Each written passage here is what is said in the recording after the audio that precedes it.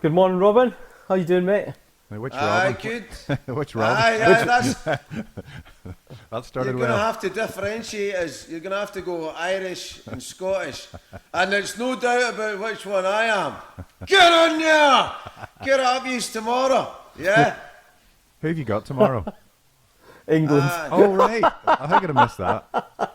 Scotland, England, hence the flag and the top. You know, we're there. You know, I'll be probably sticking my flag and my top in the bin after tomorrow. That must be close to 25 years exactly, is it? From Gascoigne. From Euro 96, Yeah. yeah, it'll be close to it. Well, Must be very listen, close. the last time we played them at Wembley was that When you Netball. that wee playoff place where we won 1-0 and Christian Daly missed a sitter to make it 2-0, and that would have taken us a wee tie to get through. But anyway, tomorrow's a different game. No resentment. Well, yeah, I know, because just to go back, 96, I was in Fort William and cycled from a wee campsite into the town and watched that match, and that was interesting. It was a good day, that. You staggered home. Yeah, it was one. Yeah, I don't know how I got home on the bikes, but yeah, it was a good day. Apart from the result, I suppose, from the Scottish perspective. But yeah, I've been watching a bit of the football. It's been good. Yeah, it has been good. And listen, big day of the day. Oh yes, Yes. the Hugh Tag vote. It's fight time, isn't it? Yeah. It's fight time, you know. The big We've- gypsy, the big gypsy queen. Rumble in the jungle. Yeah, we saw off all the other competition, Yep. all the wannabes. So the Can nation you is, believe that? the nation is split. Yeah. The nation is split. The nation is split, yeah. So if That's what happens when you don't even solicit for any votes whatsoever. Somebody's daft enough to stick the cross in your box. So let's big vote today. so this is the Hugh Tag. What representative is it for? Members' Council Members' representative. Council. Sounds very grand. And what sort of salaries involved in that? It costs you, Robin. Yeah. Well, I think they're going to be doing all their meetings online, so that'll save me a trip down the road. Yep. So it's You know, it's between the two of you then. So, and if it's Yeah. if it's a draw again, where does it end up? Is it a I cast, don't know. a cast and vote? Ian I next. don't know. Do you know what? We honestly don't know. And the funny thing is, I was saying the other day that to someone, I don't even know how long the term is. Yeah. I don't even know how long we're standing for. Could be for life.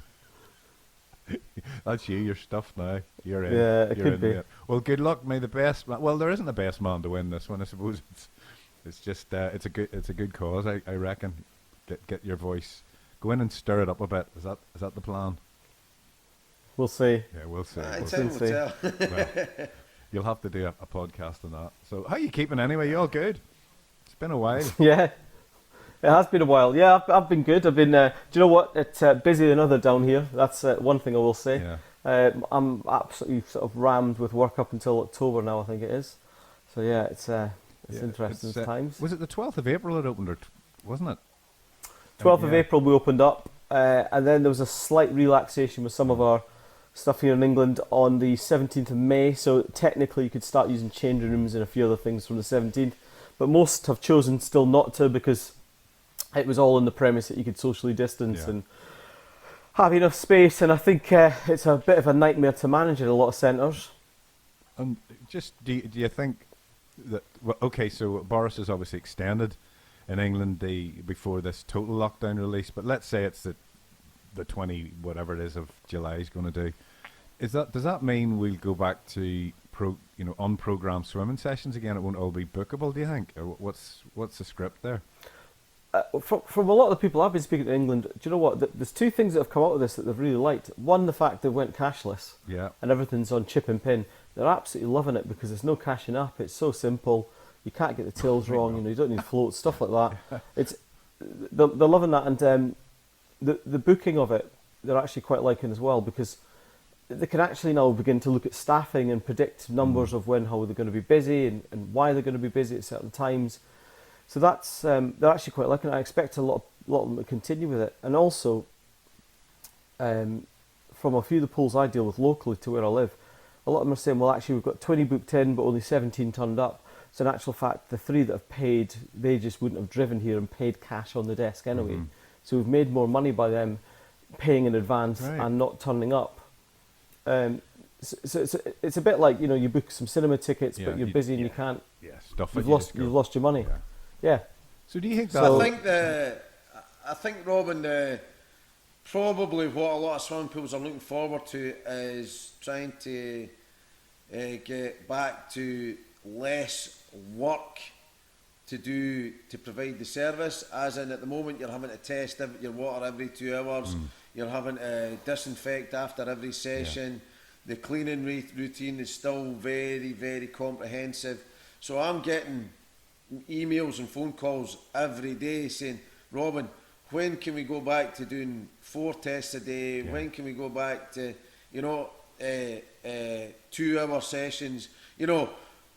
Free swimming and all this sort of stuff. And I'm like, well, I'm pretty sure it'll be side by side with when social distancing finishes, mask wearing finishes. I think swimming pools won't get back to normal until the whole of society gets back to normal. And that's the long and the short of it, and that's the harsh reality.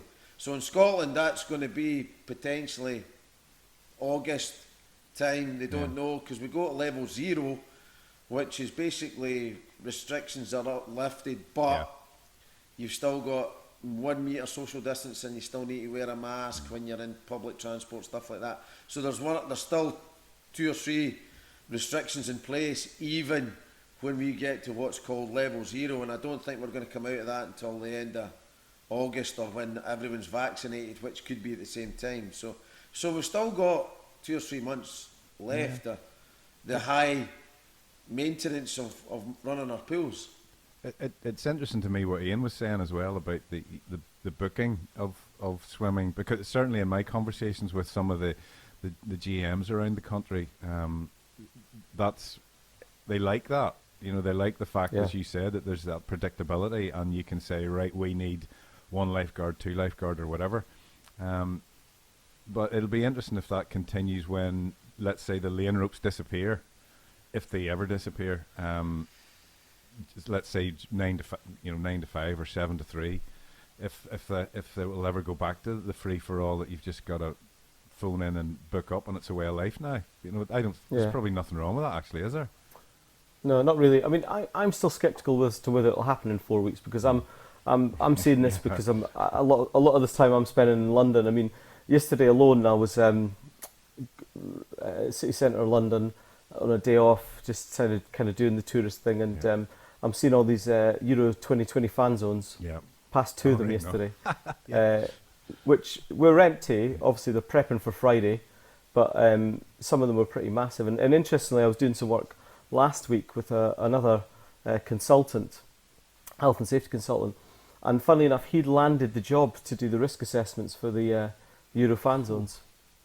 So he was going around London last week when I saw him doing the fan zones assessments, and he said there's about 20 zones he's got to look at.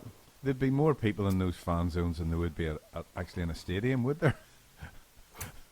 Yeah, I think the stadium's 22,500 of only which 2,800 tickets are allocated to Scotland, and there's probably about, I'd have thought probably 10,000 tickets are corporate. You'd be lucky if there's 10,000 tickets for England fans, I would have thought. That's usually about normal for an England international, is a big allocation to corporate. Yeah, because it'll be a bit mad, I'd say, won't it? Well, there's no fan zone for the Scottish fans. No. So there's no. They're all going to congregate at Hyde Park, but you basically have to book into the pubs and stuff like that. I mean, I was going to come down with Ryan, but he's not 18 yet, so it was like, it's not really worth coming down because there's no fan zone for away fans. So, then you'd have to book into pubs, and then he's no 18, so he could get in if you're eating and stuff like that. So it's going to be a bit of a nightmare. There'll be 20,000 Scottish fans coming down to London, and the only place they can go to is Hyde Park. But they're not even showing the game, so it might have been better if they had them all in one area. But strange, I don't know how you deal with it. Realise that. Aye, so and with the COVID situation, as Ian's saying, the infection rates are really high in London. Yeah. So they initially said Scotland fans come down Yeah. because obviously they wouldn't mind their the business. Yeah. And then the Mayor of London said about 2 weeks ago, don't come down. Yeah. Well, it's too late. They've all booked their train tickets, they've all booked buses, Yeah. and they're all coming down anyway. So it's going to be So a it'll bit be, of a nightmare. be interesting if it's a Wales-Scotland final then, won't it? Aye, well. How did we get Yeah. onto that from swimming pools? But yeah, it's because it's all the whole face of the industry's changing, isn't it? That from what I can see, and I haven't really been Yeah. in amongst it over there as such yet. We're still in Ireland here. It's just very topsy turvy with what we can do and can't do, and what we're supposed to do and not supposed to do. I think as well, it's highlighted lots of problems. So a lot of them have been walking away from the swimming pools and haven't done anything. Yeah. I've now discovered that they're leaking majorly. They don't Yeah. realise how often they've been putting the top-up valve on. Thermal shock. I think I'm up to about 15 pools now that I know have suffered from Yep. thermal shock. Have really bad pictures of photographs. A lot of them are discovering things we've been telling them for years, but Yeah. they don't realise it. That certain chemicals expire. Certain chemicals, lose potency over time. They've really discovered it the hard way, if I'm being honest. I mean, not only that, what happened here as well, Robin, which was quite interesting. So, because you only have to give 48 hours notice of furlough, 2 days notice. So on the 10th of April, lots of lifeguards, lots of staff got 2 days notice to say, right, you're coming back, Yeah. April 12th, we're going to open up, Yeah. great. And they all turned around and said, oh, by the way, we've had a second job for the last 6 months. Yeah. I've heard that a lot from talking to people. Yeah, so I mean, I know one city centre pool up in Newcastle that was due to open on the 12th. It didn't, and basically, from what I can gather, they had 9 members of staff, and I'm not talking 9 lifeguards. I was talking 9 members of staff across the entire building, and it's a large pool. It's Can't be managed. What's happening with our company in Poolview is I'm getting lots of inquiries because of exactly what you've just mentioned, that people can't get lifeguards and staff. Now, what we do is never about replacing lifeguards, but I think whenever you get down to the nitty-gritty and you can't get lifeguards, you need to give the lifeguards the best support you can.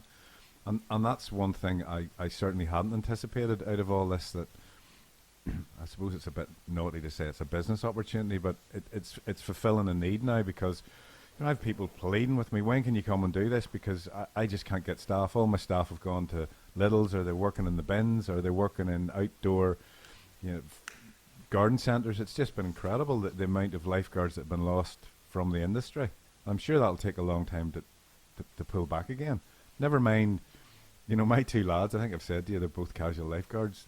Them going back into the water after having not been anywhere near it for 7 or 8 months caused a few flutters and not being water fit at all. So there's a lot of battles still to come, certainly with casual staff, because they haven't been really re-engaged, I think, certainly here anyway. Yeah, that's a great point, Robin. Trying to get the industry's going through a little bit of turmoil, and it can be different in certain for different facilities. It could be lack of staff. It could be the fact that Pewtag required everyone to have their pH right down to 7. Yep. And for swimming pools in Scotland, that's created issues with chemicals that they use, because the carbon dioxide hasn't been good enough to bring the pH down. So I was in the facilities this week, and they're using sulfuric acid. They've never ever used Right. an acid like that before, so they're now having to, I've been in helping them create procedures to try and help them deal with that. Now, there's a lot of repercussions that come from that. I know you love talking about turbidity. Yeah, you sure do. Ian will tell you sulfuric acid is not really suited for soft water, so you're chasing your alkalinity, you're chucking in a load of bicarb, which ends up creating more dosing of the sulfuric acid. Before you know it, your TDS could go through the roof, your turbidity can be poor, and so there's a lot of things that over the last 12 months that people have had to contend with, and they've had to learn. Plus, you've got your situation where the staffing levels are lower, So the industry's needing a lot of help. So Ian's probably really, really busy. I'm really busy. You're really busy. But that's because of change, and they're having to manage that. So when you talk about business opportunities, I suppose it's the business opportunities because the industry needs support, and so there's no shame in that. Do you know what I mean? From your perspective. Well, I think in general the whole industry's changing, because just from what Ian was saying, my mind's ticking over. How do you manage that? So let's just use a figure, for example, that we're allowed to lifeguard a 25-metre pool with, let's say, 70 people in it and technology. Just use that as an example. With a booking system, that allows you to actually put a block on selling any more tickets for, let's say, between 1 and 2. Above, because your staffing numbers are down, or so you've actually, it's a different way of risk assessing something, in that you're not relying on a busload turning up from down the road. Just 40 kids arriving unannounced from a summer scheme somewhere and landing in. You're going, well, hang on, we don't have the staff to do this. Where if it's booked in, everybody knows exactly the numbers you require, and I think that can only be a good thing for the never mind technology, but in general. That can be a good thing for the industry to try and, let's say, manage their staffing levels a little bit better on some of those overheads. Would that be a fair point? Yeah. I think it definitely would be. I expected that, although, as Robin says, the industry's going through a bit of turmoil, I expected to a degree it was going to be a bit like 2009, 2008 down here, sort of thing, where we had obviously the financial crash hit, where a lot of people being made redundant. And I remember my local pool, we had 3 lifeguards in particular who came to us, and they're all men in their 40s, yeah. And when I speak to them, what are you guys done? I remember one was made redundant from warehouse. One was actually, believe it or not, the managing director of a large security company, quite a big, well-known branded security company, and he'd been put on garden leave for 12 months, and the gentleman liked triathlons, and he liked swimming, so he was just doing 2 days a week just to keep himself busy, and then swimming the rest of the time at the pool and enjoying the gym. He was a great guy, and just all of a sudden in our sector, I remember one pool telling me they were advertising for a receptionist and they had 90 applicants. Yeah. Now, in contrast, me and Robin follow quite a lot of Facebook sort of groups and posts and stuff like that, and I don't know if Robin saw the one that went out last week. Someone put in, is anyone struggling to recruit staff? And all of a sudden, the thread of the comments was unbelievable. And it wasn't just any single part or particular area of the UK. It was all over. Yeah. All over. Yeah, because as we said there earlier, the casuals in particular, which the industry required and thrived upon, that the casual lifeguard, they've disappeared because there's not been a lot of support. In my own experience, and I'm not saying that's for everywhere, but there's not been a lot of support to get a lot of casual staff back in and doing stuff with them at all during the whole thing. And then there's, certainly with my 2 lads, there's this kind of break from the RLSS, if you like, in that their qualifications lapsed during COVID, and it was extended, and then they've lapsed again, and it's going to be difficult to get them back into the game again, in general, because people have had to look elsewhere. Well, I'll just go and work in such and such a place, and I don't have to go in and do 20 hours a year or whatever training. I don't know. It's just, it seems to be there's a little bit of it's all a bit grey at the minute, isn't it? Yeah, I think it was difficult to get people back into, especially that type of qualification, and get them to extend it and get them to renew it. Hence, there was a few extensions and renewal times came down. But there's been other opportunities as well. Like there's been quite large grants given out to our industry for retraining. 2 in particular, I think one was about 1.5 million, the other one was about 4 million, and there's very little take up on them. There's a lot of the grant money was left over and handed back. And really, yeah. There's one currently in circulation for about £4 million grants that. It's things like you can pay 25 quid and do, don't quote me in the actual figures, but you can pay like 25 quid and do an MPLQ, and you can pay 50 quid and do a pool management course. And it's that kind of very, very low fees. Of courses that are worth 700 quid, and you just chuck a cup like less than 50 quid to it, and you're getting good qualifications out of it. I wonder why that's been missed. Is that just because there's so much smoke and mirrors at the minute? Maybe, I don't know. I don't know. I'll have a bit of that myself. Fancy doing this pool plant lark? You two boys seem to have a right out bit of crack doing it. Easy peasy and all that, you know. That's what We I love make on it those look easy, Facebook. Robin. Yeah, I love that on some of those Facebook, those groups that you're in. You know, can anybody tell me how to do this? You know, like a one-liner and all this. You know, that's about 4 days' work right there. Yeah, that's aye. So, see But, the systems that you're putting in, Robin. Yeah. Is the COVID situation affecting how those systems have been put in?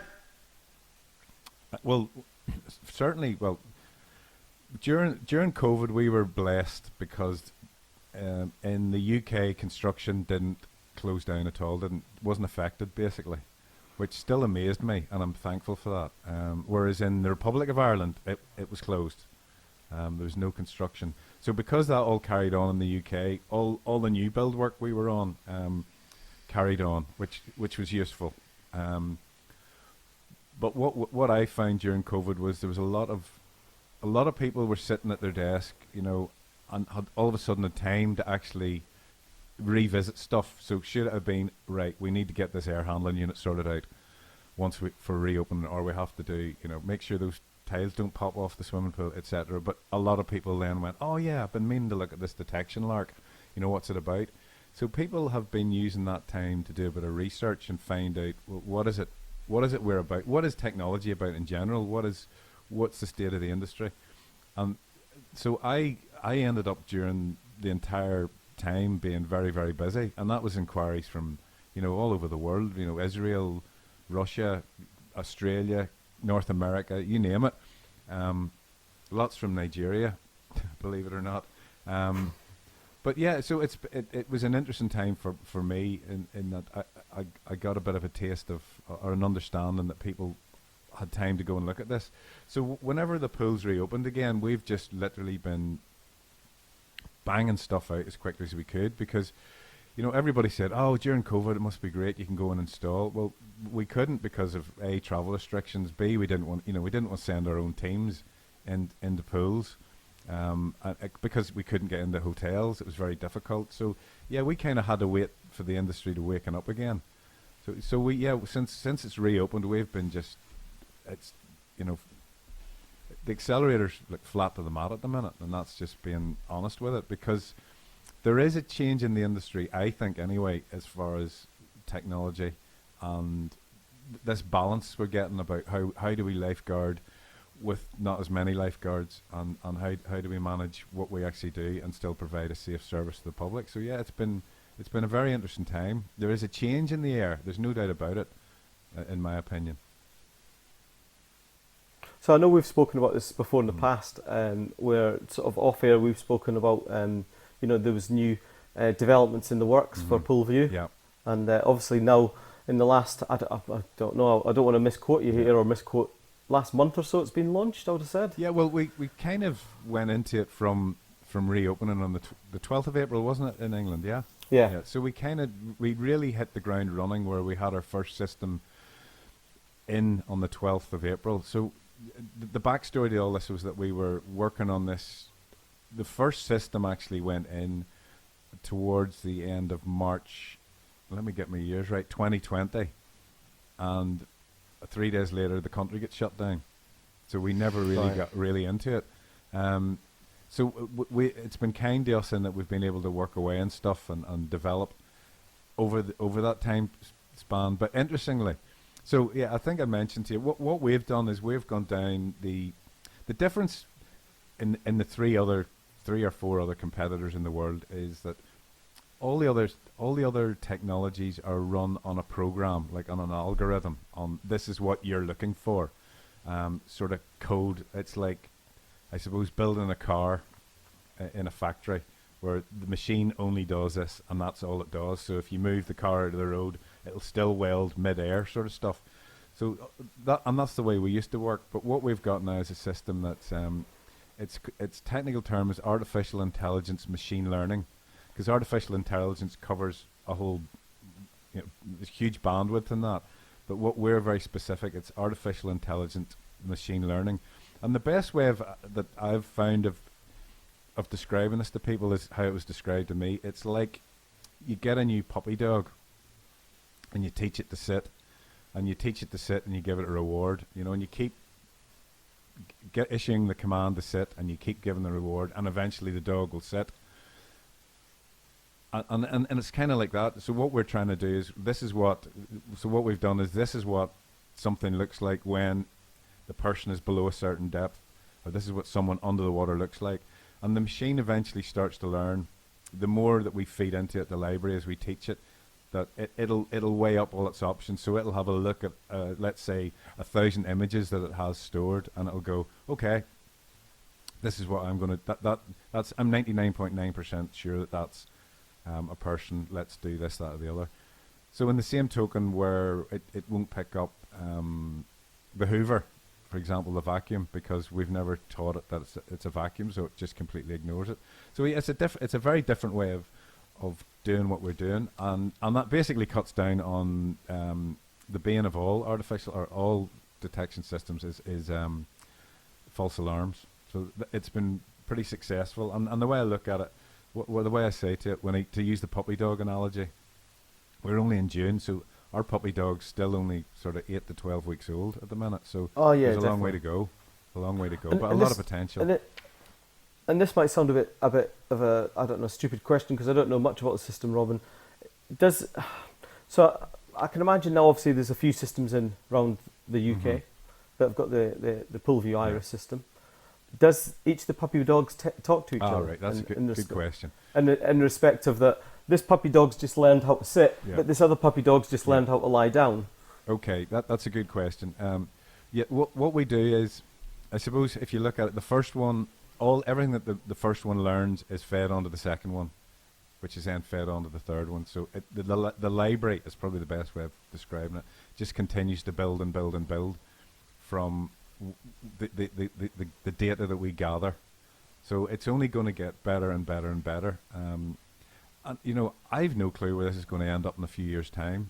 And how it's going to affect how we lifeguard, because I'm trying to be honest about this. In my opinion, from where we were before to where we are now, it's chalk and cheese. It's so different, the reliability. But the big thing for me is the decrease in these false alarms, false detections, which different systems have different levels of what the manufacturer calls acceptable. I know there's an ISO standard, but the ISO standard needs changed as well. I mean, it asks for 80% successful detection rate from the bottom of the pool when you're in the basin of the pool, which to me is just rubbish.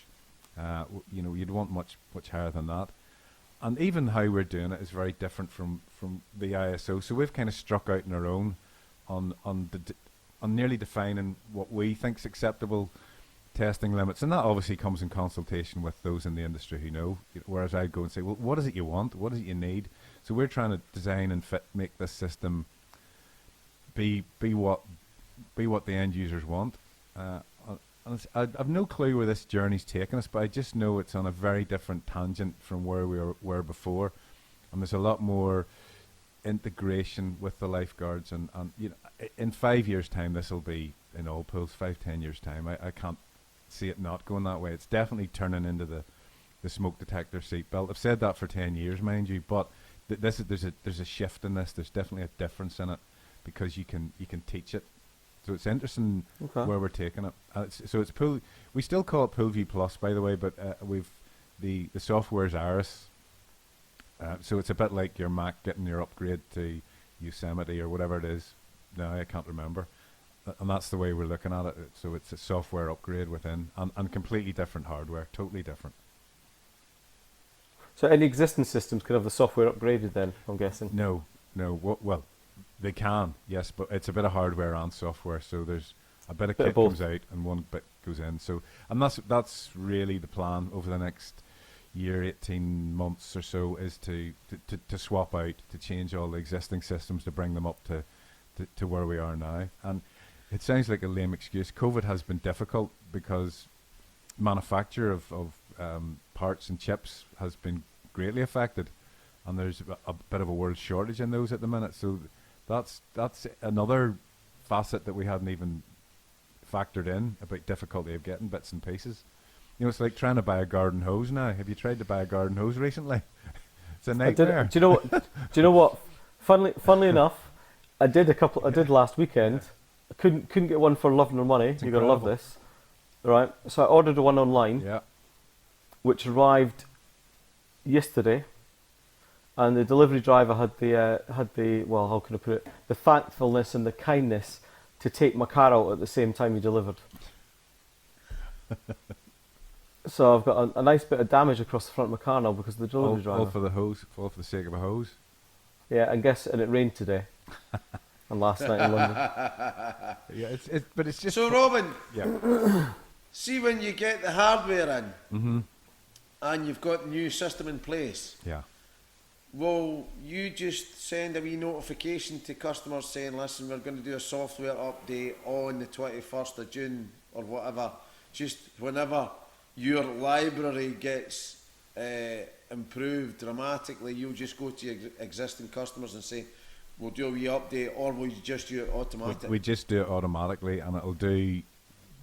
So every system has to have a connection to the internet, and we tend to do anything at night, obviously because you've got better bandwidth at night, and there's no one in the centre, and it doesn't affect what's going on within the system. So it's just a bulk bang, out it goes, and all the systems get their little update as time overnight, and we don't need to bother the client. I mean, the big thing for us is always not, you know, it's to keep it as simple, stupid as possible. You know, as little buttons on it as possible. If you saw the system now, it literally is like, it's like a black wall. There's nothing, you know, as far as what goes on in the back office. You know, there's nothing to touch or mess with. And the program is, the funny thing about this is, and I do like mentioning this, we've actually had to train it to what a mannequin looks like. So when you drop a mannequin in, when it's in normal operation mode, it will ignore a mannequin because it knows it's not a human being. Or we've taught it. We haven't taught it what a mannequin is, but to pass the ISO standard, you have to do so many drops with a mannequin and make it work. So we've actually had to write a bit of software, what we call mannequin mode. And I always think it's a bit like the Volkswagen guys, you know, doing the rigging up the Volkswagen to pass the emissions test. So we've had to do something similar. So in the mornings, someone has to go to the computer and go hit the button and go mannequin mode, and they do the tests, and then it goes back to life mode. You know, it's which is crazy. Now that'll end up disappearing, I would think, over time. There's so much little bits and pieces that we're finding out with it, and talking to customers. So yeah, it's the upgrades happen overnight anyway. That's the bottom line. We try not to bother anybody as much as possible. The big obviously when we're coming to change hardware, yes, we have to liaise with them, but you know, it's certainly 18-month process to get round all the pools we've done. And to do an installation of the detection, the Iris system, how long does it take? Is it any different to the old kind of Poolview? No, because it's identical architecture. So, for example, if we've got a pool, in fact, we're doing one in September, which was on the old, let's just call it Poolview Standard, is what I called it, where it was just 8 below water cameras, and it was just CCTV back to the lifeguard. So we use the same architecture, as in the same local area network, all the stuff that we'd already got in, and it's just a matter of wheeling one rack of equipment out and putting another one in. So it is all retrofittable that way. But in general, if you rang me up and said, listen, fancy a bit of kit, you know, fancy a bit of this detection lark, how does it work? Well, there's two of the most important things, I think, is one, we don't affect your income stream, and B, we don't need to empty your pool. And that usually makes most GMs smile, and contracts managers, etc., because, well, as Ian mentioned earlier about thermal shock, etc., the last thing we want to do is be dropping water out of a pool and having that risk, never mind the cost of filling it up again, etc., etc. So all over the years, we've all our little ways worked out how to do that. So we would tend to arrive on site on a Monday night and get installed, you know, do 2 or 3 three nights usually, overnight work of getting the cameras installed and the local area network wired up. And and then it's a matter, tend to leave it a week or so just to make sure everything's okay before we come back again and fit the hardware, and then just switch it on, and then it's about how each facility wants to gear up with their staff training and actually go live. Everybody's different as well, you know. So and are you permitted to say where your order book is geographically? Are you all around the country just now? Yeah. Or is there pockets? Well, the population, obviously, the densest populations all along, you know, let's say below Watford. And there's a lot going on there. And that's from west coast to east coast, you know, so we're right across Exeter. That's in the west, isn't it? Yeah, and right over to north. Yeah, sorry, you know, right over through North Norfolk as well. You know, so we're right across that band. And then there's a bit of a gap. Midlands again, we start to pick up, and then in the northeast, there's some nice pockets. So it is, the pockets are growing. You know, we're getting into Yorkshire now, and we've now got some interest in the northwest. And because, you know, everything we do is very much word of mouth, as you know. We're not one for, it's the best reference you can get. Scotland has got a few systems in, yes, and there's a bit of interest, but there's a different mindset there, as you both know, and a different way of operating local government. And you certainly don't have, you know, as I call it, the big six private leisure operators up there who are the big drivers at the minute, or were the big drivers. What I'm finding now is local authorities in England are starting to pick up and join in, which is great to see. You know, that's very heartening to see that. It was a part of a market I never really looked at because it was so difficult to get into local authority. Mm-hmm. You just get passed from pillar to post. Where now it's very much they're getting ahead. You know, there are some good people in there. They're starting to think outside the box very quickly. I'll just cover the niches. Just about the cost of the niches, Robin, in comparison with retrofitting a niche and at the build stage. Yeah, well, it's been an interesting problem that we've come across because we're sort of in this crossover period between people, let's say, being accepting, let's get this in at design stage, to the ones who had they had the design on paper 3-4 years ago when I would have been suggesting, you know, put some niches in, and they're going, yeah, that'll never happen. Nobody's ever going to go down the detection line, etc. The cost of putting those in halfway through a build is extortionate. So where a camera niche maybe costs 100, 120 quid, you need 8 of them, 12 of them, 16 of them. It's very, very low cost in the big scheme of things. But to come in and do those halfway through a build, I've seen costs of 30,000 right up to 95,000 to put niches in, because a builder sees that that's a way of, you know, clawing a bit of money back on variation.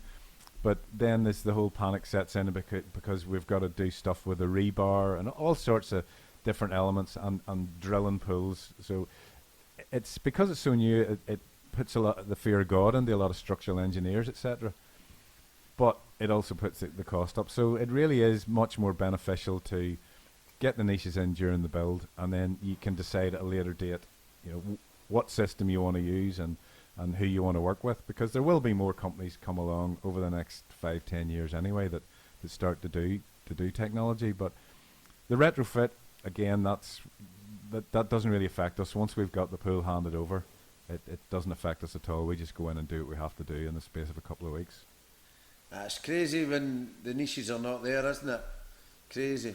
But just going back to the because you and I have spoke to Baron Ray and other design and build companies, and you know, it should be a question that's posed, isn't it? I think we are getting there, you know, but it's just not high up in their list of things to suggest to the client, is it? You know. Well, you know what, one of the big problems, and I spoke to an architect, so I'm doing some work down in the southwest at the minute, and this guy's in the same boat.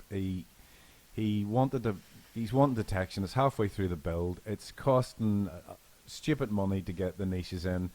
We will come in when the building's handed over and fit the blooming thing. So I was talking to him, and I got speaking to the architect, right? So I spoke to the architect because he said to me, you know, we were talking through the whole process and the whys and the wherefores, and he actually nailed it for me. He says, listen, Robin, when we're building a pool, I take it off the shelf. I go and I reach for the Sport England guidance and I lift it down and I design the pool exactly how it says in Sport England.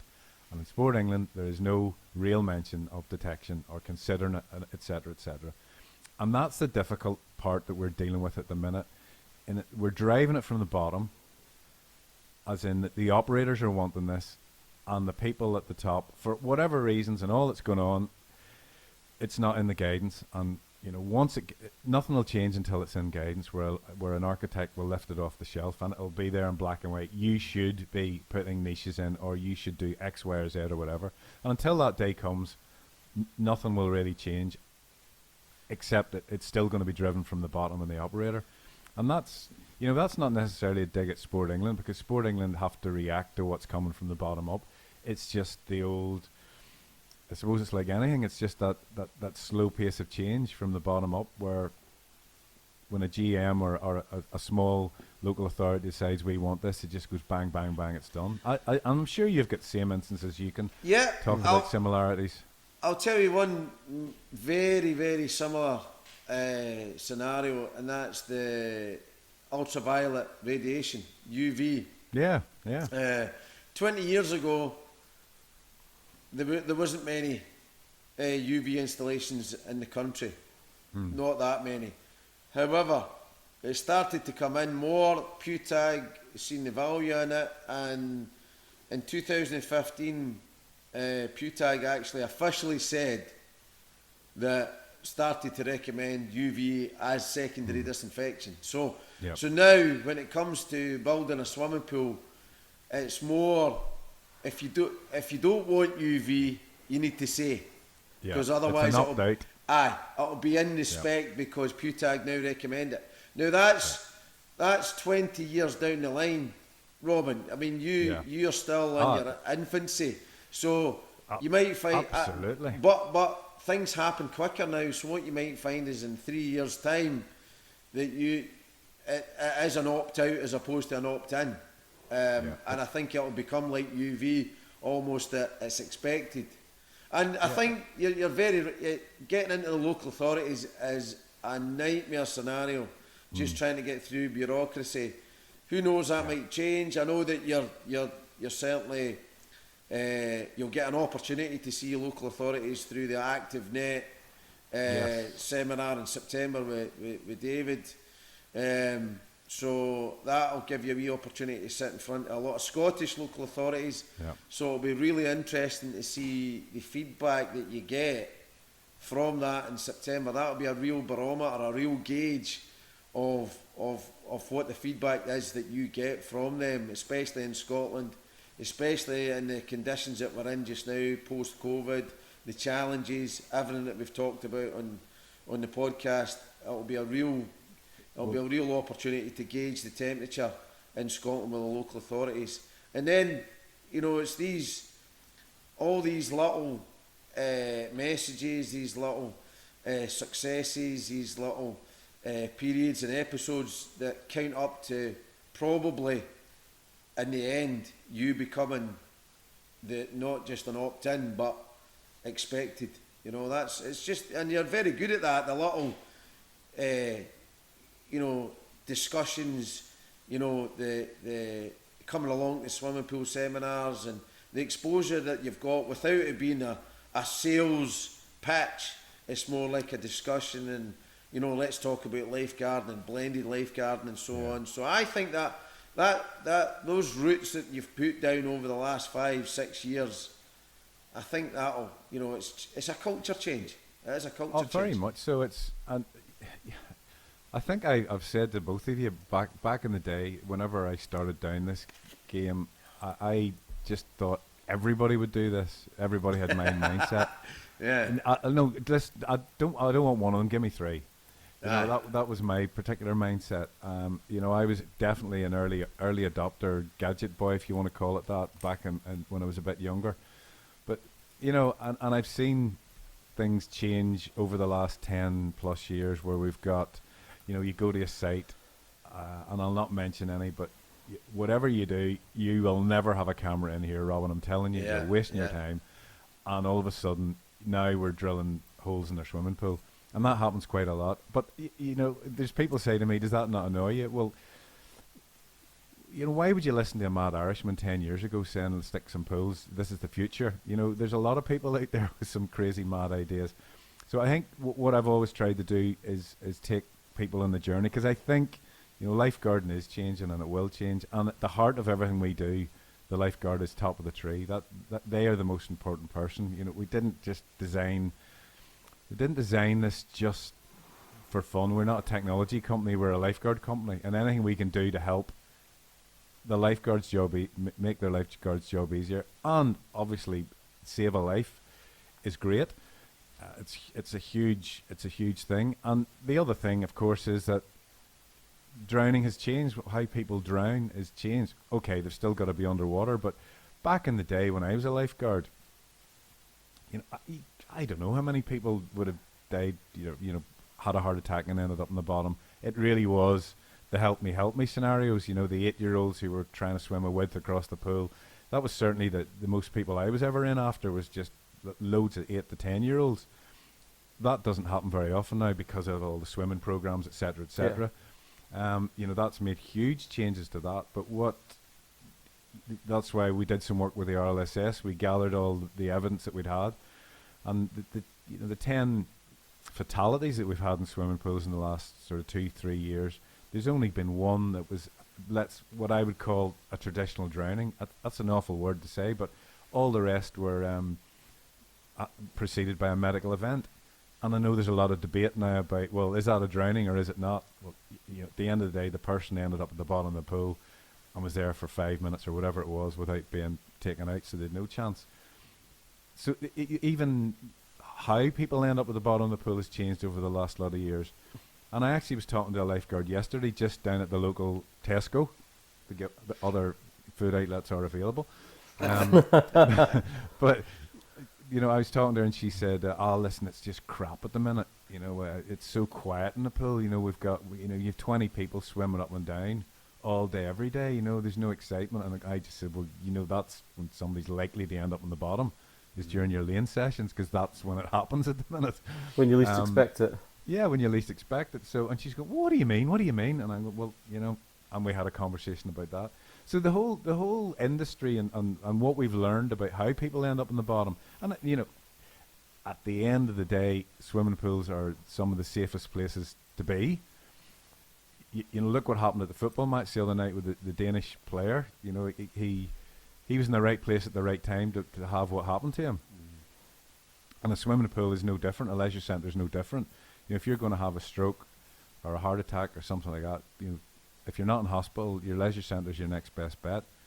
So how we're discovering things and how things are developing have changed over the years. So I've just tried to take people on that journey with me, which has been fun because it's changing all the time, and it will continue to change.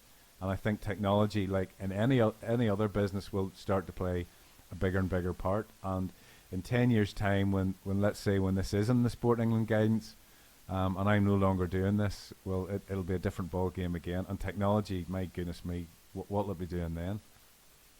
Yeah. All Robin wants to know is, will the Iris eventually learn to make him a cup of tea and some toast in the morning? It recognises when he gets in the building and says, here's his cup of tea and here's his bit of toast. Well, you know, the bottom line with Poolview Plus always is anyway that it's all well and good telling somebody that there's somebody on the bottom, but you still need that lifeguard to get them out. And the conversations I'm having about where lifeguarding is going is the industry wants to get lifeguards out of a chair. The industry wants to get lifeguards patrolling again, engaging with customers. Back to when we were lifeguards, you know, having a crack, knowing everybody's name that came into your pool.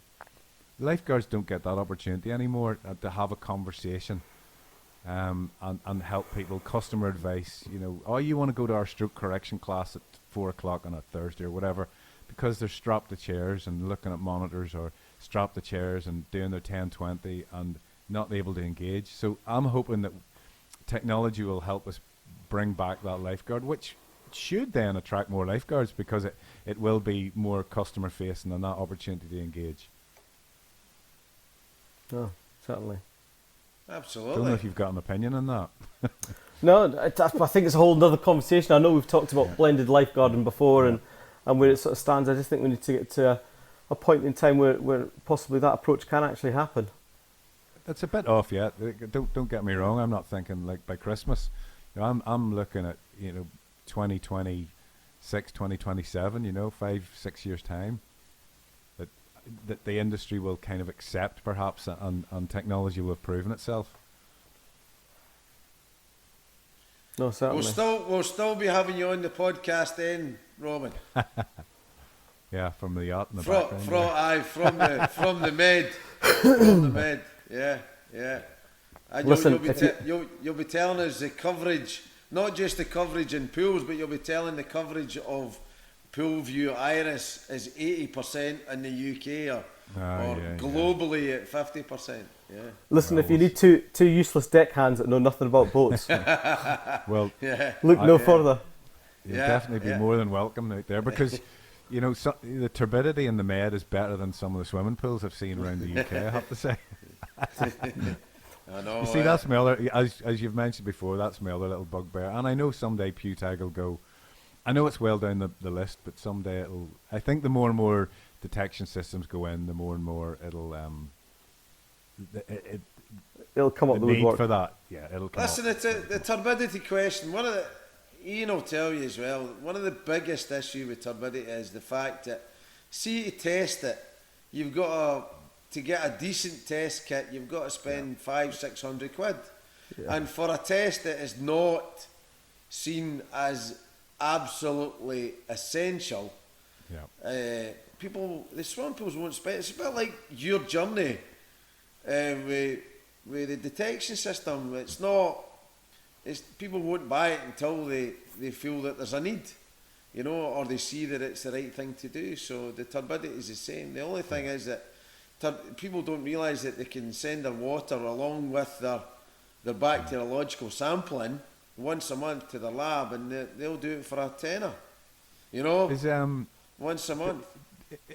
Is there a time limit on that for turbidity? Is there? Do you have to? No, because it's particles.